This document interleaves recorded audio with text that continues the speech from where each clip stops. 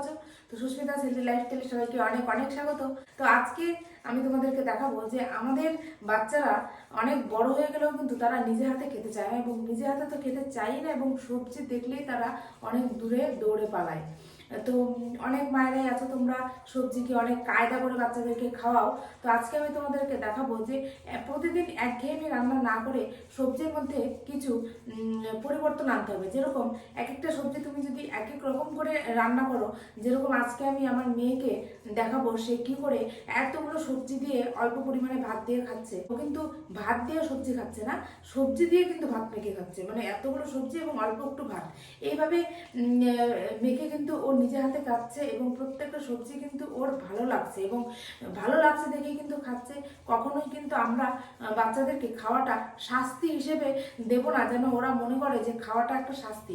অবশ্যই খাওয়াটা খুব আনন্দ সহকারে খেতে হবে, যেন খাওয়াটা যে রান্নাগুলো আমরা করব যেন সেটা খেয়ে ওরা খুব আনন্দ পায়, এবং অবশ্যই তাদের শরীরটা যেন ফিল আপ হয়ে যায়, মানে এমন কোনো খাওয়ার ঘাটতি না থাকে যেন খাওয়ার পরে আবার ওরা চকলেট, পেস্ট্রি, বিস্কুট, কেক এগুলো খেতে ইচ্ছে করে। তো আমরা যদি ওদেরকে পূর্ণাঙ্গ মাত্রায় একটা পরিপূর্ণ খাবার ওদেরকে খাওয়াই দুপুরবেলায় বা সকালে বা যখনই ওদেরকে খাওয়াই, আমরা যদি একটা পূর্ণাঙ্গ খাবার ওদেরকে দিই যেখানে অল্প পরিমাণে কার্বোহাইড্রেট থাকবে, স্যালাড থাকবে, সবজি থাকবে প্রচুর পরিমাণে, এবং তার সাথে অল্প পরিমাণে প্রোটিন থাকবে। তো এইভাবে যদি আমরা পর্যাপ্ত পরিমাণে ওদেরকে খাওয়াই, তাহলে কিন্তু খাওয়ার পরে যে বাচ্চাদের একটা নেশা থাকে যে এটা খাবো, সেটা খাবো, বিস্কুট খাবো, চকলেট খাবো, কেক খাবো, সেটা কিন্তু আর হবে না। কারণ ওদের বডিটা কিন্তু পুরোপুরিভাবে যা যা পাওয়ার, যা যা নিউট্রিশন পাওয়ার, যা যা প্রোটিন পাওয়ার সব কিছু কিন্তু সেই সমস্ত খাবার থেকে পেয়ে যাবে, এবং তারপরে কিন্তু তাদের আর খিদে লাগবে না, এবং বেশি খাওয়ার যে একটা প্রবণতা সেটা কিন্তু হবে না। অবশ্যই সবজি কিন্তু আমাদের শরীরের পক্ষে অনেক উপকার, তাই আমরা চেষ্টা করবো বাচ্চাদেরকে বেশি বেশি করে সবজি খাওয়ানোর, এবং বাচ্চাদেরকে বেশি করে সবজি খাওয়াবো। কিন্তু বাচ্চারা সবজি খাচ্ছে না এটা বলে কিন্তু আমরা বাচ্চাদের সবজি খাওয়ানোটাকে এড়িয়ে যেতে পারি না। আমরা মায়েরা যদি ভ্যারাইটিস রকমের সবজি এক একদিন এক এক রকম করে রান্না করে খাওয়াই, এবং অবশ্যই সেসব সবজিগুলো একদম কম তেল দিয়ে রান্না করবো, তো আমার মনে হয় এভাবে বাচ্চারা আস্তে আস্তে সবজি খাওয়া শিখে যাবে। তো তোমরা দেখো আমার মেয়ে সম্পূর্ণ লাঞ্চ ও একা একা কিভাবে নিজে নিজে করছে। আমার মেয়ের কিন্তু মাত্র 8 বছর বয়স, ও কিন্তু সম্পূর্ণ খাবারগুলি ও একা একাই খায়, এবং খাবারে কিন্তু প্রচুর পরিমাণে সবজি আমি প্রতিদিনই দিয়ে থাকি। তো প্রথমেই দেখে নাও আমার মেয়ের খাবারে কি কি আছে। ब्राउन राइस, बॉइल्ड एग, आलू करेला भाजी, भिंडी की सब्जी, पत्ता गोभी की सब्जी, फिश हेड और चाल कुमड़ा का सब्जी, कतला फिश करी।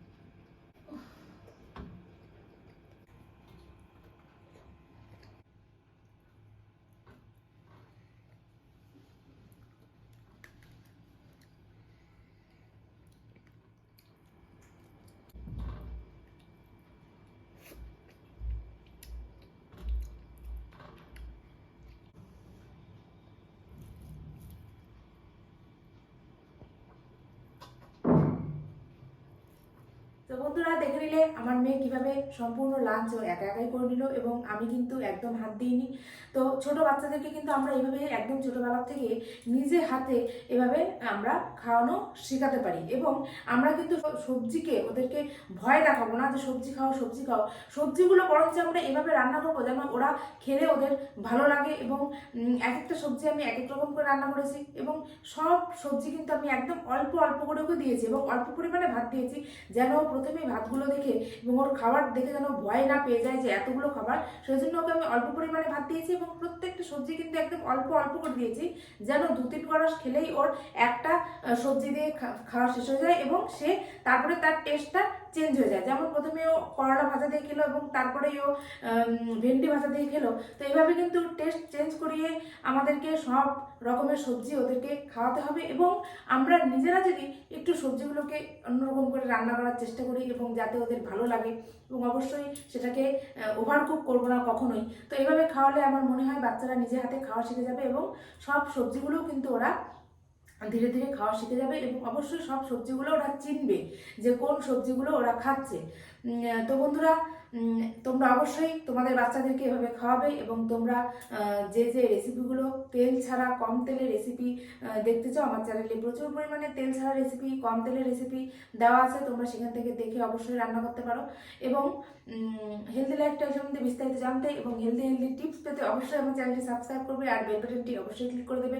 তো ভালো থেকো বন্ধুরা, সুস্থ থেকো, আবার দেখা হচ্ছে নতুন কোনো ভিডিও নিয়ে।